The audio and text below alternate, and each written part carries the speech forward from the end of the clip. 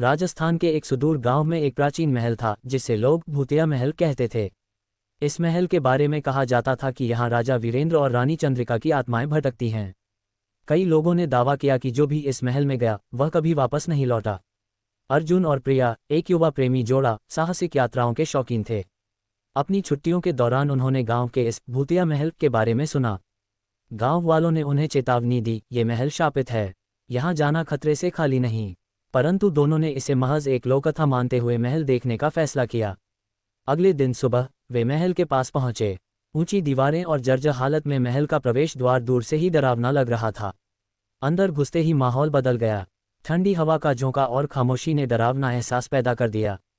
दीवारों पर राजा रानी की तस्वीरें थीं, जिनकी आंखें मानो उन्हें घूर रही थीं। जैसे ही वे आगे बढ़े, एक पुराना दरवाजा अचानक अपने आप बंद हो गया। अर्जुन ने इसे हवा का असर माना, लेकिन प्रिया को कुछ अजीब महसूस हो रहा था। उसने अर्जुन से कहा, यहाँ कुछ ठीक नहीं है, हमें वापस चलना चाहिए। अर्जुन ने उसकी बात को मजाक में टाल दिया।